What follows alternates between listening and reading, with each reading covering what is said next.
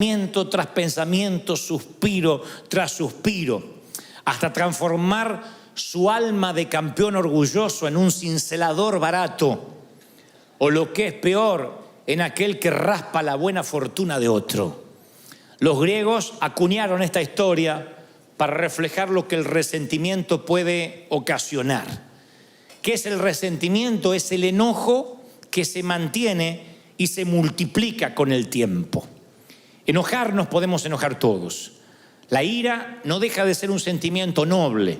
De otro modo, las Escrituras no dirían: airaos, pero no pequéis, que la ira no te lleve a pecar. Pero el enojo, vaya que es noble, porque el enojo, como la risa, como la alegría, como la felicidad, como el llanto, permiten catalizar emociones. Uno puede enojarse contra el pecado, puede enojarse con el diablo, puede enojarse contra la corrupción, contra los delitos de lesa humanidad, puede enojarse contra los politiqueros baratos cuando vemos que las cosas se hacen mal, o te puede enojar la desobediencia. El hecho que el Señor también dice: no se ponga el sol sobre tu enojo. O sea que el enojo puede que sea una emoción pasajera. Nos enojamos en el tránsito, nos enojamos en una sala de espera, nos enojamos cuando nos cargan la gasolina incorrecta o cuando la cargamos incorrectamente, nos enojamos cuando no nos alcanza el dinero, nos enojamos cuando la suegra dice que se quedará unos días más. Pero si ese enojo permanece, puede que se multiplique y entonces se transforme en resentimiento. Cuando es un resentimiento no notamos que está, puesto que no es un sentimiento que sale a flote, sino que se oculta debajo de la superficie y es imposible encontrarlo con algún detector, ni de metales, ni de oro, ni mucho menos un detector de pecado. Navega en las profundidades de nuestra vida sin que nos demos cuenta.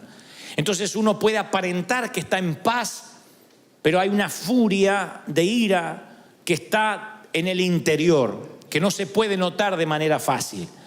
Puede que demos la impresión de una figura serena, pero empieza a crecer ese sentimiento horrible, porque ahí está, escondido, reprimido, abriendo sus fauces subterráneas de veneno, que tarde o temprano va a infectar al resto de las relaciones. Infecta. Es un efecto colateral. Cuando uno está resentido, todo lo que toca empieza a ensuciarse o a envenenarse. No nos damos cuenta, pero nos volvemos de alguna forma personas tóxicas. La toxina que uno libera cuando uno tiene resentimiento, cuando uno tiene dolor, a lo mejor es inherente a nosotros, ni nos damos cuenta que la estamos liberando. Pero nuestros hijos empiezan a tener el mismo nivel de vida, nuestros amigos empiezan a saber que hablar con nosotros siempre es quedar con un sabor agridulce. Hay gente que al hablar te deja un sabor agridulce. No es una persona que te amarga del todo, pero tampoco que te deja una sensación de bienestar. Son personas que a lo mejor te visitan, se van de la sala de tu casa y te queda una sensación, esa es la palabra, nada describe mejor que lo agridulce. Estás feliz porque tu amigo, tu pariente estuvo allí, pero a la vez te queda una sensación de carga. Puede pasar con tus propios padres, puede pasar con alguno de tus hijos, que viene y te queda una sensación extraña, y no es porque no se te pueden contar los problemas. A mí me pueden contar un montón de problemas, pero cuando esos problemas vienen revestidos de resentimiento, uno puede notar un dolor que deja una toxina en la atmósfera, en el ambiente. Oí por allí una historia que en los tiempos donde la rabia no se podía curar, un hombre fue mordido justamente por un can, por un perro rabioso. Entonces los exámenes confirmaron que el hombre habría contraído rabia y no había cura para la rabia. Entonces le dijo el médico: mire, caballero, lamento decirle que usted ha contraído rabia y que mi sugerencia es que ponga sus cosas en orden lo más rápido posible. El hombre dice: no me puede desahuciar de manera tal. Y el médico dice: lo siento, pero tampoco sería una falacia que le dijera que se va a curar. Así que por favor ponga sus cosas en orden. Y el hombre de manera inmediata pide un bolígrafo y un papel y empieza a escribir frenéticamente. El médico, suponiendo que el paciente necesita su espacio, lo deja. Al rato regresa y dice: me agrada que empezó a escribir porque veo que empezó a trabajar en su testamento. Y el caballero dice, no, es la lista de personas que tengo planeado morder antes de morir.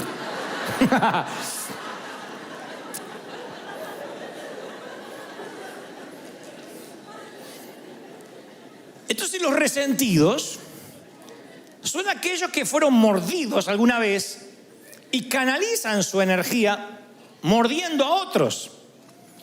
Y los transforma en personas permanentemente enojadas. En un enojo que no se va cuando se pone el sol, sino que permanece. Vino como un visitante, luego se quedó como un intruso y hoy es un huésped permanente, el enojo. Son los que se enojan por todo, por cualquier cosa. Por el calor, por el frío, por la montaña, por la nieve, por los autos, si hay tránsito, si no hay tránsito, todo. Porque todo lo que se le viene a su mano para hacer o se le pone enfrente termina siendo la gota que rebasa un vaso que ya viene lleno. Termina siendo el efecto residual de otras situaciones del pasado. Y dicen los médicos, porque yo siempre trato de asesorarme de no predicar algo que nada más tenga un contenido espiritual y que digan, bueno, eso porque tú lo crees. Si bien vivimos por fe y esto se trata de un mensaje espiritual, a mí me gusta cuando además lo espiritual está respaldado por los científicos, porque por un lado o por el otro tienes que terminar creyéndolo.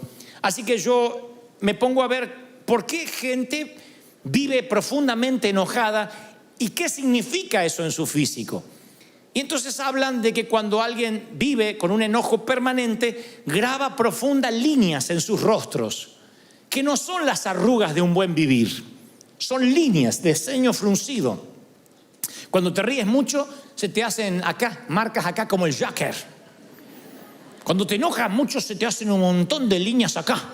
Y la trompa te sale como pato, como Lucas, cuando te enojas. Y entonces dicen, las personas que estudian estos comportamientos, el resentimiento hace que los rasgos se endurezcan. ¿Saben lo que son rasgos duros? Endurecer los rasgos no es necesariamente lo que ocurre con el correr del tiempo. Eventualmente todos envejecemos. El tema es cómo uno envejece. Los rasgos blandos son los rasgos que tiene un niño. Cuando uno conserva los rasgos blandos, aunque tenga 50, 60, 80 años, tiene una cara de paz, una cara angelada, una cara donde el resentimiento no hizo un habitáculo. Cuando los rasgos se endurecen, son esas personas que aunque tengan 25 años, tú no sabes por qué. Sí tiene 25, pero aparenta tener 50. Porque sus rasgos se endurecieron, su ceño se frunció. Y eso tiene que ver con la manera en que el cuerpo cataliza el resentimiento, la falta de perdón. Por otra parte, dicen los médicos que la falta de perdón o el resentimiento encorva los hombros, encorva la postura corporal cambia porque uno lleva un peso espiritual. Ellos le dicen un peso anímico, pero es un peso espiritual. De manera que uno se encorva, en vez de estar paradito derecho, uno tiende a encorvarse. Van a ver que la gente resentida cada vez se hace más chiquita. Cuando yo doy estos síntomas, o los muestro, lo primero que se nos viene a la cabeza es ¿quién quiere tener un estilo de vida así? ¿Eh? ¿Quién quiere vivir encorvado, con los rasgos duros, con el ceño fruncido? Nadie. ¿Quién elegiría vivir ese estilo de vida? Nadie. Sin embargo, el resentimiento entra a veces sin nuestro consentimiento y después nos acostumbramos a vivir con él. Si vas a buscar en la Biblia la palabra resentimiento, no está, no aparece en las concordancias. Es un término relativamente moderno, acuñado hace 2 siglos atrás. Pero Pablo, el apóstol, utiliza una frase que se acerca mucho al significado de manera sorprendente. Y cuando les diré dónde, se van a sorprender más todavía. En el capítulo del amor aparece lo más parecido al resentimiento. En 1 Corintios 13, donde está la prosa más elegante acerca del amor, allí aparece semi-escondido lo que sería contrario justamente al amor puro, el resentimiento.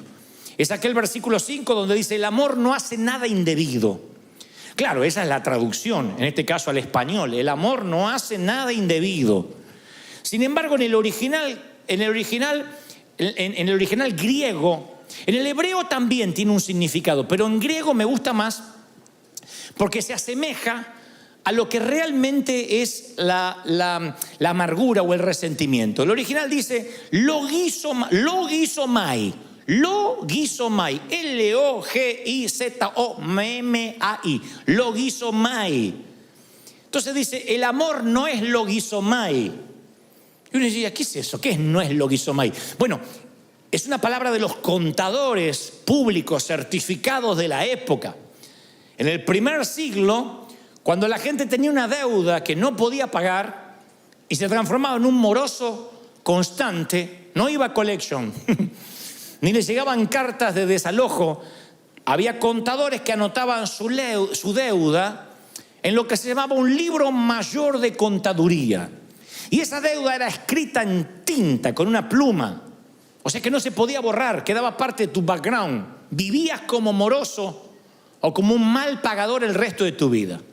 Algo así como el background que podemos tener nosotros ante la ley. Alguien que comete un ilícito o un acto delictivo, inmediatamente eso forma parte de su hoja de vida. Y aún así pagues tu sentencia, pagues tu deuda con la sociedad, cuando salgas de la cárcel, aun cuando cumpliste, insisto, tu condena, cruzas una luz en rojo, inmediatamente el policía coloca tu placa o tu nombre en su computadora y le aparece que estuviste en la cárcel y por qué razón. Eso se llama tus antecedentes penales. En el primer siglo no había un sistema computarizado de antecedentes penales, pero había un libro mayor de los contadores que era justamente lo que el apóstol dice, el logizomai. Y Pablo dice, en el verdadero amor no hay libros contables, no hay contaduría, nadie te lleva la contabilidad de tus metidas de pata. El verdadero amor no publica tabla de posiciones, quién salió primero y quién salió segundo. El verdadero amor no hace lista de a quienes tienes que morder. El verdadero amor, y esto le da título al mensaje, se acuerda de olvidar. El verdadero amor te dice, acuérdate de olvidar. No lleves libros contables de lo que te hicieron, cómo te hicieron, cuándo te lo hicieron. Porque el verdadero amor no lleva contabilidad. Eso es cuando se traduce en el verdadero amor, no hace nada indebido. Dios se olvidó y se olvidó de que se olvidó. Y te dice, acuérdate de olvidar. David, el hombre conforme al corazón de Dios, que en los asuntos del corazón era ¿qué puedo decir? El Pablo Cortázar de la época. Era Gabriel García Márquez. Con el mayor respeto que me merece David, no lo estoy comparando con estos autores, pero digo, el escritor del amor por excelencia. Sus salmos podrían componer millones de canciones hasta la fecha. Y este campeón del amor y este hombre conforme al corazón de Dios está en el lecho de muerte, David, y hace entrar a su hijo Salomón al cuarto y le da un consejo final. ¿Qué creen que le dice? ¿Cómo batallar? ¿Cómo pelear sus batallas? ¿Cómo luchar contra el orgullo? ¿Cómo no pecar? No creerán cuál es el consejo que le da en el último aliento a Salomón. Primera de Reyes 2:5 nos deja un registro de esas patéticas palabras. Y perdonen que les estoy bajando de la cúspide a David, pero David, así como era el tremendo hombre del Señor, también tenía un montón de fallas, y entre ellas esta.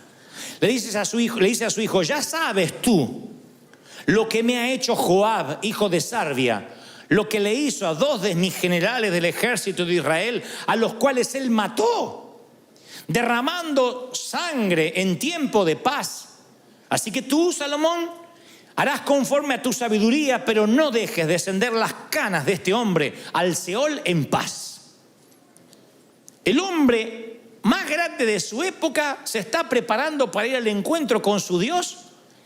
¿Y qué sabiduría imparte un viejo rencor de años? Que no se lo quiere llevar a la tumba y le quiere pasar el libro mayor de un rey, y la perpetuación generacional de una falla de carácter se la pasa a su hijo, a su sangre. Le dice, no permitas que Joab muera de muerte natural. Yo me estoy yendo, pero hazme el favor de que pague con su vida por el dolor que me causó en vida. Impresionante, ¿no? Ese es el lado de David que no quisiéramos hablar ni enfrentar, pero es el lado que tampoco nosotros quisiéramos enfrentar. Porque cuando uno está resentido, sin querer, transmite esa atmósfera de resentimiento a los hijos y a los nietos, y si Dios lo permite, a los bisnietos. Los hijos son los mudos testigos que nos ven cómo hablamos con resentimiento, ya no solo de hombres de Dios, cómo hablamos de resentimiento de nuestros padres, de cómo me criaron, la forma que ya no lo contamos como una experiencia didáctica, sino con dolor. Y ellos heredan. Recuérdense que más que heredan, son impartidos por esa maldición. Recuerden que la herencia es lo que uno le deja a alguien, pero la impartición es lo que uno deja en alguien. Y esa impartición que le damos a los hijos a diario puede ser bendición o maldición. Cuando estén ante una disyuntiva de la vida, nuestros hijos van a decir: ¿cómo hacía el viejo en mi lugar? ¿Qué hacía mamá ante una situación igual? Y si mamá reaccionaba llena de dolor, de resentimiento, esa hija va a ser otra resentida. Va a tratar al esposo como vio que la madre trataba a su padre.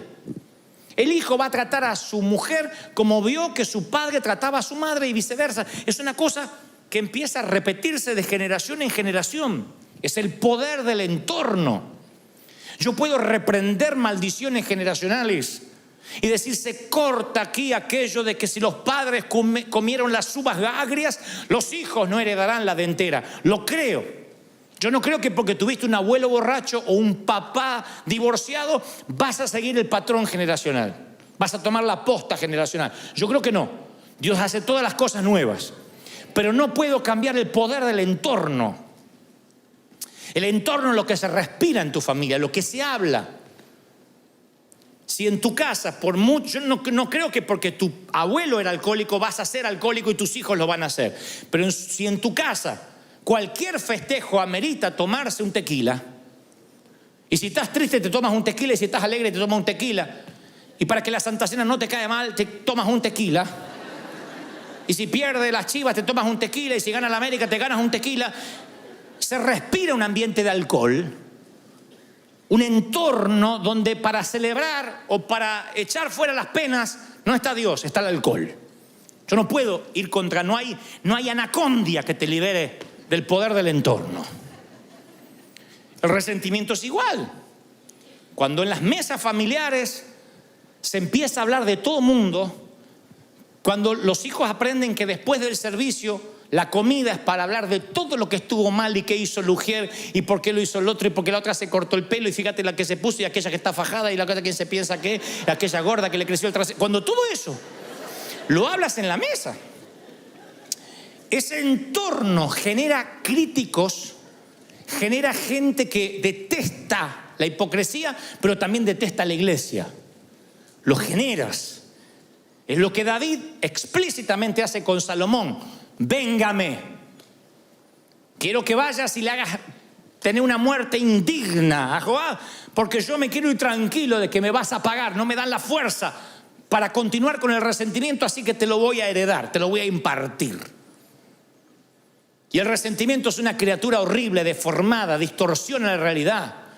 Nos mantiene encadenados al pasado. Junta un montón de ayeres y te perderás un montón de mañanas. ¿Quién quiere estar encadenado al pasado? Y yo soy muy cuidadoso cuando hablo de resentimiento y de perdón, porque estuve mucho de ese lado. Y escuché a muchos predicadores decir: tienes que perdonar, perdona si tienes el corazón del Señor. Y a veces las historias son tan retorcidas. A veces lo que le ha pasado a la gente es tan doloroso que hasta gritar desde aquí, perdona y se acabó, suena una subestimación a lo que te pasó. Como diciendo: ¿qué importa que te violaron sistemáticamente desde los 9 hasta los 15 años? Con el beneplácito de tu mamá que sabiendo no hacía nada. Bueno, es un detallito. Claro, la que le pasa dice: usted no sabe lo que está hablando. Como se ve que nunca le pasó, nunca le abusaron a un hijo mínimamente. Entonces yo respeto el dolor. Yo entiendo que lo que te pudo haber pasado es una cosa espantosa que no quieres recordar. Ahora, justamente por eso, ¿Mereces anclar tu vida a esos años oscuros? ¿Quién se merece eso? ¿Mereces que tu vida sea un parteaguas desde lo que te pasó en adelante y que a partir de ahí nunca más vuelvas a ser feliz? Por mucho que odies a ese abusador, a ese ex esposo, a ese ex jefe, a los padres que te abandonaron, al padrastro, por mucho que tengas resentimiento, ¿mereces vivir anclado en el pasado? Nadie lo merece. Ni tú ni yo nos merecemos eso. Porque tarde o temprano, ojalá la amargura quedara en nosotros, pero tarde o temprano la empezamos a impartir sin darnos cuenta. La amargura y el resentimiento se describen a través de muchas palabras ilustrativas, pero la más perdurable es la que encontramos en Hebreos 12:15. El escritor a los hebreos dice: mirad, no sea que alguno deje de alcanzar la gracia de Dios. Pregunto lo que pregunté esta mañana: ¿habrá alguien aquí que ose decir que no necesita el perdón de Dios hoy? ¿Habrá alguien que diga, no, es que yo vivo puro, la verdad es que no sé ni para qué murió Cristo por mí, porque yo soy tan santo e impoluto? ¿Habrá alguien que diga, yo no peco, hoy no pequé, mis pensamientos son puros? Yo creo que todos necesitamos un regaderazo de gracia a diario. Todos. Nos incluye a todo mundo. Y fíjense qué peligroso lo que escribe el escritor a los hebreos, que dice: no sea que alguno no alcance la gracia. No sea que alguno no sea perdonado. Y uno dice, a ver, ¿qué va a decir? ¿Qué es lo que no tiene perdón? Bueno, dormirse en un sermón de Dante podría no tener perdón.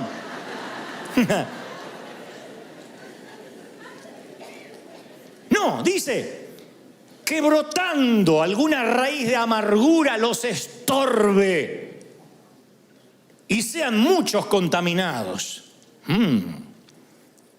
Para que una raíz de amargura brote, la amargura tiene que estar subterránea, si no, no brota. Para que algo brote tiene que estar abajo sembrado. Y si dice que la amargura brota, es porque la amargura está debajo. En algún momento la semilla del rencor cayó en esa tierra. Si no, ¿cómo va a brotar rabanitos o tomates? ¿Cómo va a brotar brócoli si nunca sembraste brócoli? Y dice, no sea que les brote una semilla, una raíz de amargura y los estorbe. Imagínate que te pierdes la gracia de Dios porque tú no das gracia. Me hiela la sangre pensar que porque yo no puedo perdonar, Dios tampoco me perdone a mí. Y el Señor, por si a alguien le queda duda, dice, sí, con la misma vara que medís, serás medido. Con la misma vara. Es bíblico. Los que piden justicia para el otro y misericordia para sí. No, si pides justicia para el otro, tú no quieres justicia para ti. No te agradará que Dios te opere y te mire con justicia. Tú no quieres justicia. Yo no quiero justicia. Jamás le diría al Señor, haz justicia conmigo, porque desaparezco. Yo necesito misericordia. Y Dios dice, ok, dala. Lo que siembras cosecha. Da gracia, recibes gracia. Y dice el escritor de los hebreos, te va a estorbar y van a ser muchos contaminados. Sí. El resentimiento contra tu ex cónyuge va a empañar tus relaciones, se va a extender a tus hijos y lo peor, como esto asfixia todo lo que toca, va a arruinar tu relación con Dios. ¿Qué vale? ¿Qué amargura vale la relación con Dios? Que sientas un cielo de bronce, que Dios no te oiga porque tú no puedes perdonar. E insisto, no subestimo tu dolor. Yo te entiendo. Ahí cada uno de acá tiene una historia triste para contar. Cada uno podría hacernos llorar si le diéramos un micrófono y 10, 15 minutos para que nos cuente la peor versión, la noche más oscura de su alma. Todos podemos hacer llorar al resto porque no hay acá nadie que haya nacido y ha sido criado en un lecho de rosas. Así que insisto, no subestimo tu dolor. Lo que digo, no merece la pena que tú te pierdas la gracia de Dios por ese rencor, por ese cáncer. El doctor Don Colbert, que es un médico cristiano, Él describe un ejemplo específico de eso. Él suele escribir sobre estas cosas y cómo el cuerpo interpreta las emociones tóxicas como el resentimiento, la amargura y la falta de perdón. Él dice que cuando la falta de perdón es constante, el estrés del cuerpo aumenta y el sistema inmune del ser humano se pone en sobremarcha, o sea, se altera. ¿Qué es el sistema inmune? Lo que ataca las bacterias, lo que ataca los hongos, los virus del cuerpo. Pero cuando el sistema inmune está bajo mucho estrés, todo tu cuerpo está bajo mucho estrés, empieza a atacar las células sanas, lo cual produce enfermedades de autoinmunes inflamatorias, artritis, lupus. Y entonces él cuenta una mujer de mediana edad que llega toda medio encorvada con la esperanza de encontrar alivio a un leve dolor que ella le asignaba a la artritis. Y Colbert le dice, mire, le voy a prescribir un antiinflamatorio y luego la voy a enviar a hacer un análisis de sangre a ver si es algo más grave. Efectivamente era más grave, tenía artritis reumatoidea. O sea, una artritis que empieza a avanzar sin piedad y termina por deformarle todo el cuerpo. Obviamente la remitieron a un reumatólogo para un tratamiento, pero el médico no se quedó ahí. Dice, es raro que una mujer tan joven sufra de esto, ni siquiera hay antecedentes en su código genético. Así que la envía a llamar de vuelta y le dice, ¿qué le preocupa? Si había alguna situación estresante, además de lo que le estaba aconteciendo en sus huesos. Y ella dice, mire, yo no termino de salir de un divorcio muy doloroso. Don Colbert lo relata así, dice, cuando mencionó el nombre del ex marido, el semblante tierno cambió dramáticamente, fue Hulk. Su rostro se retorció en un gruñido y con profunda voz baja, casi susurrante, le dijo, odio a mi marido, a mi ex, y le deseo la muerte. Le decía el doctor, no desee eso a nadie. Oh, sí, pero no quiero que tenga la fortuna de morir de un infarto o de un accidente o que pierda la conciencia con un derrame cerebral. Yo quiero que quede cuadripléjico y que lo sienta. Quiero que sufra una muerte lenta y dolorosa por lo que me ha hecho sufrir. Y luego le contó una historia que tampoco vamos a subestimar. El hombre le hizo unas cuantas canalladas, pero Colbert diría, nunca había visto a una paciente joven con tanto resentimiento. Y tenía muchas razones para estar amargada, pero las razones no generan amargura ni generan enfermedad. Lo que generan la amargura y la enfermedad es la actitud con la que asignes esas razones, la actitud con la que reacciones a esas razones. La actitud, la manera en que tú te paras ante lo que te hicieron, te termina enfermando. Es como tomarte el veneno y esperar que se muera el otro. Te termina enfermando. Arriesgamos no solamente nuestra salud espiritual, sino también la física. Es peor que la metástasis, que el cáncer, que la leucemia, porque el cáncer prevenido a tiempo o diagnosticado a tiempo, hay muchas posibilidades de curarse. No así sucede con el resentimiento y la amargura que echa raíces profundas. La metástasis de la falta de perdón echa raíces tan a raudales, se extiende a raudales y echa raíces tan hondas que no nos damos cuenta hasta que brota la raíz de amargura, hasta que brota la semilla, y ahí te arruina la relación con Dios y con los que te rodean. Empieza a tener el resentimiento vida propia, empieza a nutrirse de tu energía, de tu unción. Acuérdense que todos tenemos cierta dosis de energía para cada día. Y esa energía bien administrada, llegas con mucha energía a la cama, al final del día, cansado, exhausto, pero hiciste un montón de cosas. Si estás con resentimiento, yo te aseguro, te levantas a las 7, a las 6, 11 de la mañana no te da mal cuerpo. A las 11 de la mañana se te parte la cabeza, lo que sueñas es, te arrastras todo el día hasta llegar a la cama. Si lo ves semanalmente, el lunes empiezas con energía, el martes ya no tienes más y no sabes ni cómo llegaste el viernes. ¿Qué te drena esa energía? ¿Los problemas? Problemas tenemos todos. No eres ni el primero ni el último que puede tener un problema matrimonial, problema con los hijos, problema con falta de dinero. Bienvenido a la vida real. El tema es la actitud que tomes ante los problemas. No significa que los ignores, significa de que no se te hagan raíces de amargura. Enójate y deja ir el enojo antes que se ponga el sol. Porque hay un momento que tú tienes la amargura y hay otro momento que la amargura te tiene a ti. Ya no es algo que tienes, es algo que te tiene a ti. Y ese es un costo emocional que tú no puedes pagar. Tú tienes cierto presupuesto emocional que se te asignó, no lo dilapides. Se te da un presupuesto y no está en tu presupuesto ofenderte. Porque es un gasto que te deja en rojo. No gastes en ofenderte, porque te roba lo mejor que tiene. No está en tu presupuesto emocional el poder ofenderte. Y tú dices, bueno, ¿y cómo hago para extirpar esto? Bueno, yo te voy a dar la solución, por lo menos lo que el Señor me decía ayer cuando me mostraba que los iba a traer y que tenía que darles este mensaje. Número uno, quiero que pienses, porque yo lo he hecho muchas veces, ¿por qué guardamos resentimiento? Los médicos creen que el resentimiento le da a las personas un sentido de superioridad sobre aquellos a quienes odian. Porque seguir pensando en el error que el otro te hizo te hace sentir un poco superior. Como decía el Señor de aquel que oraba y se golpeaba el pecho y decía, Señor, qué bueno que no soy como estos. Te da un espíritu de superioridad. Ridícula, mentirosa, pero es un espíritu de superioridad.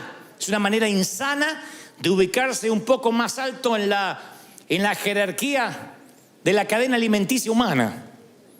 Bueno, sí, está bien, me hizo eso malo, pero yo soy bueno. Yo soy bueno, no le guardo rencor. Y no sale la boca.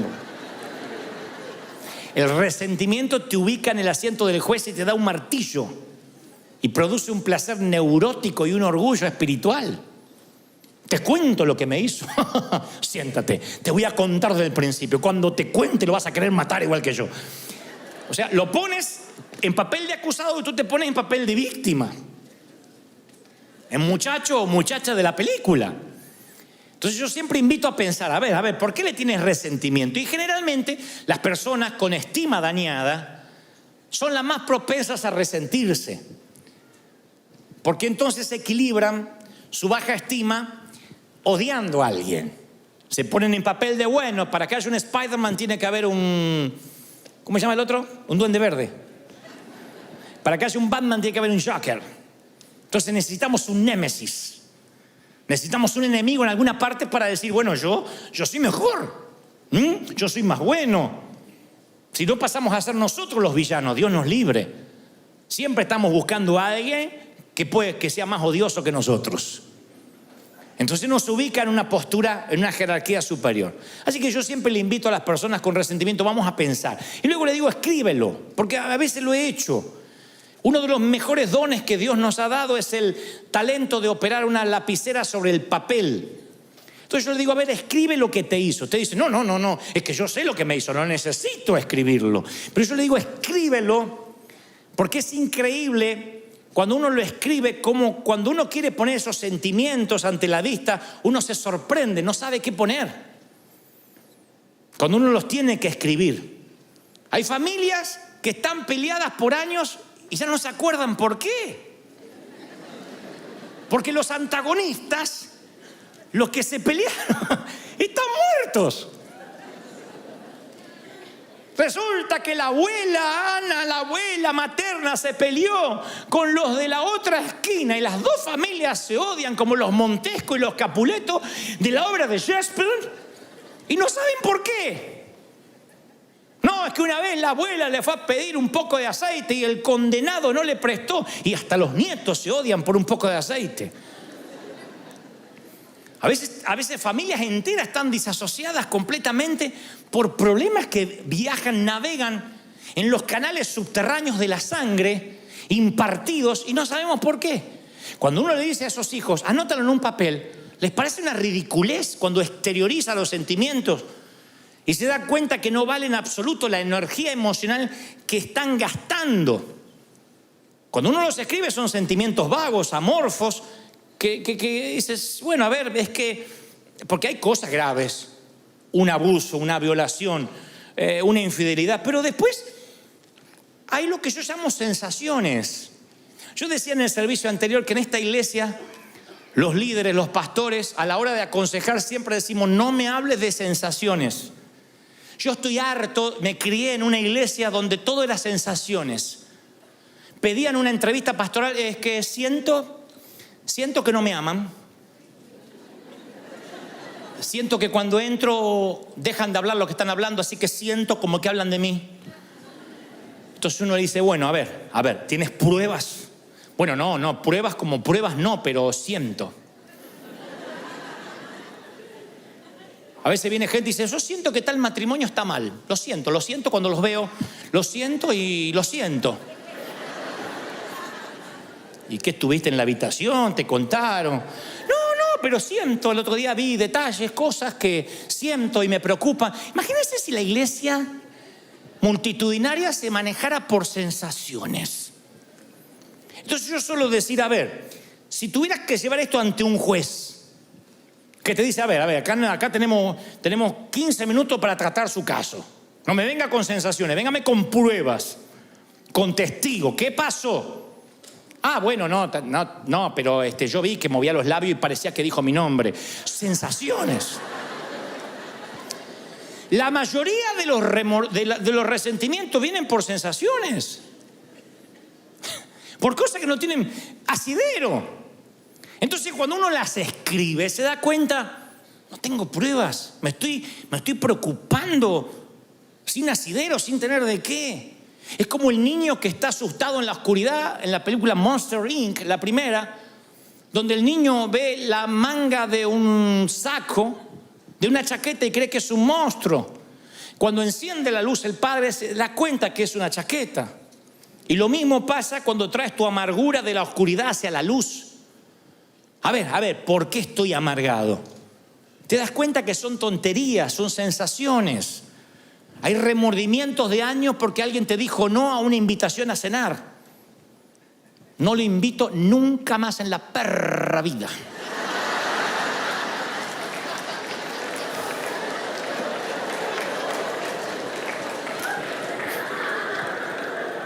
En la perra vida, no a la perra, no. A la perra en la perra vida. No le invito más. ¡Se acabó! Me cerré. Y cuando yo me cierro. Y por ahí el otro no tenía ganas de ir a comer. Y se arman unos problemas. Unos resentimientos. Ni les cuento cuando en nuestra iglesia un muchacho se ponía de novio con una muchacha y no llegaban al casamiento. No se casaban, estaban de novios, se dan cuenta que eran incompatibles, que no se llevaban, que les pareció que se gustaban, pero después que no. Gloria a Dios, que antes de casarse se dieron cuenta. Pero ya eran dos familias enfrentadas. Con mi niña no van a jugar. Y ya se iba una familia dividida y la otra no. Si van ellos, yo no voy. Si el pastor no los echa, nosotros no nos congregamos más. Esas sensaciones, ridiculeces, que hoy uno en perspectiva dice, ¿de verdad? ¿De verdad? ¿De verdad alguien quiere que su hijo se case con quien no ama o su hija con quien no ama para que no haya problema, para que nos podamos sentar juntos en la misma iglesia? ¿De verdad? ¿Cómo uno entra en esos rieles de necedad por sensaciones? Pues yo digo, escríbelo, escríbelo, tráelo a la luz. ¿Por qué detestas? ¿Qué te dijo? Hay personas que detestan a hombres de Dios porque vio un videíto de YouTube. No, yo vi el video y lo conoces personalmente, te tomaste un café, pesaste su corazón, su espíritu. ¿Quién resiste el análisis de un video si una cámara te siguiera las 24 horas y editaran video de lo que dices? Y hay gente que odia con un odio visceral a personas porque vio un videíto y leí un estudio bíblico que hicieron en contra del fulano. Es increíble. Porque nada merece tu odio ni tu resentimiento si mínimamente ¿No tuviste una confrontación seria, algo que está irremediablemente roto, que no se puede resolver, que no hay posibilidad de perdón? Por eso digo, piénsalo, luego escríbelo. El tercer consejo, no tengo base bíblica para esto, pero es terapéutico, resulta, porque yo creo que no hay solución psicológica a los problemas espirituales. Pero eso siempre digo, cuando un día estás muy enojado por algo, nada mejor para las emociones fuerte, para quitar el filo del enojo reciente, nada mejor que una válvula de escape como el caminar. ¿Ustedes dirán caminar? Sí. Salir de tu entorno. Cuando estás viendo que hay resentimiento, que se está gestando, sal a caminar. Si tienes cuentas con recursos, vete a pasear más lejos. Si tienes un automóvil, sube al auto y vete a dar vueltas sin sentido. Ustedes dirán, ¿de dónde sacaste eso? Abraham está metido en la tienda diciendo, no puedo tener hijo, estoy mal, estoy deprimido. Y Dios le dice, sal de la tienda, fuera.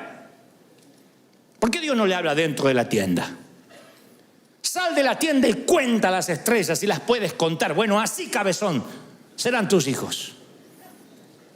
Pero Abraham está en la lona, ve lona arriba, ve lona acá, está en la lona, está knockout, no ve nada. Dios le dice a Elías, vamos, vístete, cíñete, sal de la cueva, que largo camino te resta. Mi consejo cuando hay resentimiento, no te quedes hecho un ovillito tirado en el sillón mirando la Casa de Papel, porque no te resuelve nada. No resuelve eso las cosas. Cuando ves que hay un sentimiento que está creciendo, tienes que salir, despejar la mente. Háblame, Señor. Cantar, mirar los árboles, no sé, parece una bobería, pero es algo que el Señor le pedía a sus profetas. Muévete, sal, quiero hablar contigo. Corre, transpira esas emociones. Que vaya saliendo el rencor así mientras caminas. Después de 20 minutos quemas grasa, después de media hora quemas rencor.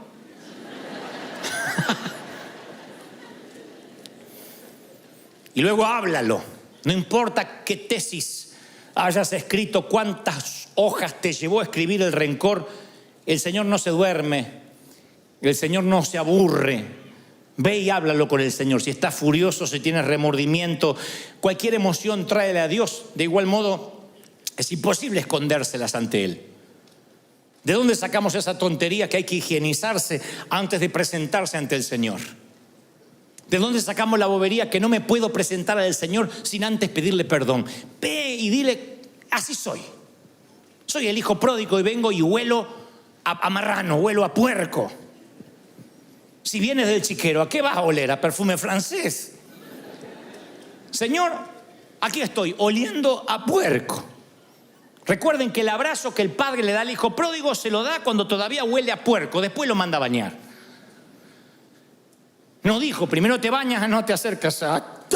No le dijo eso, le dio un abrazo con olor a puerco y después lo mandó a bañar.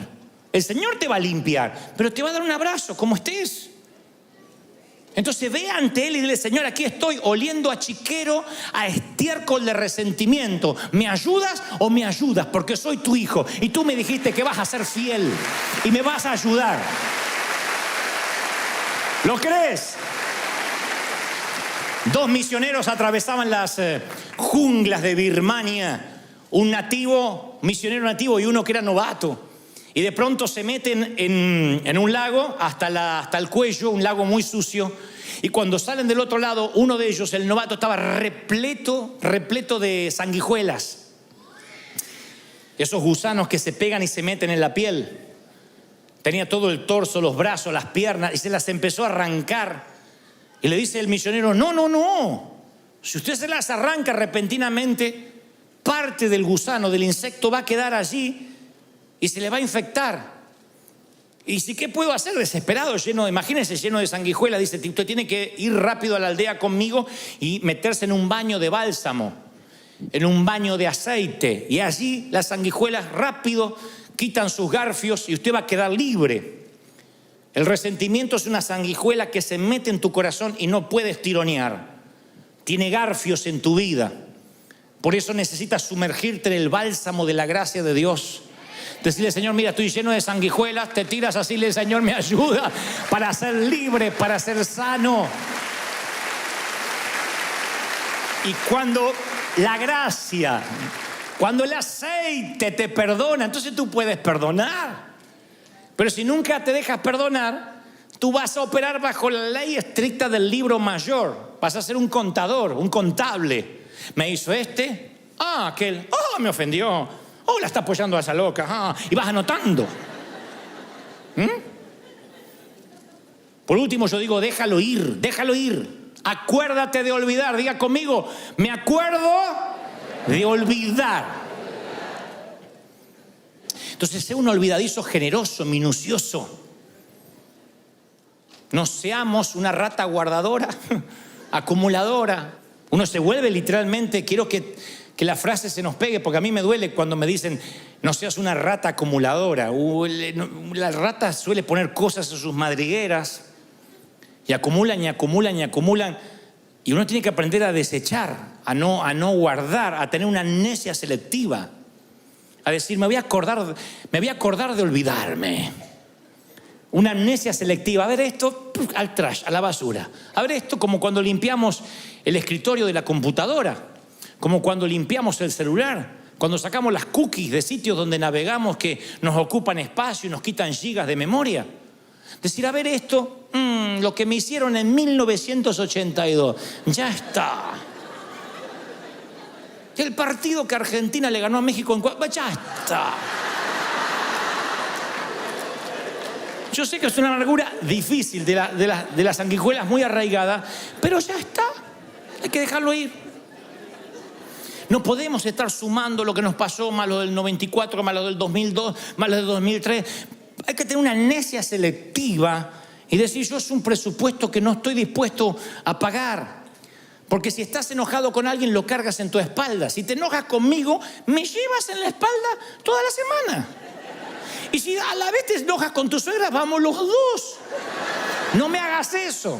Es tu suegra, no la mía. No me pongas en tu espalda con ella. Viaja liviano y disfrutarás del viaje, porque aparte es la única manera de viajar que tenemos. Se supone que esta es la marca registrada de los hijos de Dios, que pagamos bien por mal. Que bendecimos a los que nos maldicen. Se supone que esa es la manera, no hay otra. Miren, yo les voy a regalar esta historia. Antes de culminar, se la regalé en el primer servicio también a los que estuvieron temprano. La palabra dice que el verdadero amor echa fuera el temor, pero también echa fuera muchas otras cosas. Entre las cosas que echa es el resentimiento, lo echa fuera. Pero yo alguna vez oí una historia en que el amor y el resentimiento compartieron un cuarto, en una sala de hospital. En la sala de hospital había dos caballeros enfermos, uno de los riñones y otro de los pulmones. Debido a la condición de ambos, no podían tener un televisor, puesto que habían prescripto paz absoluta para la pronta recuperación de los dos. Entonces, en la habitación había una cama de un caballero que daba a la puerta interna del hospital, y otra cama que daba al ventanal, a una ventana. Ambos estaban postrados. Uno de ellos, quien sufría de los pulmones, se daba el lujo, promediando 1 o 2 de la tarde, de sentarse en la cama, erguirse un poco y mirar por el ventanal.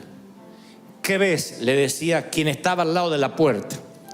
Y el que estaba al lado del ventanal le empezaba a contar cosas como, bueno, son las 2 de la tarde y veo a la pareja de siempre que llegan al banco de la plaza. No me digas que esto da a una plaza. Oh, sí, una plaza maravillosa donde hay una banca que se presta para los enamorados y enfrente un lago con cisnes. No sabía que había cisnes por esta zona. No los hay, pero cuando hay un lago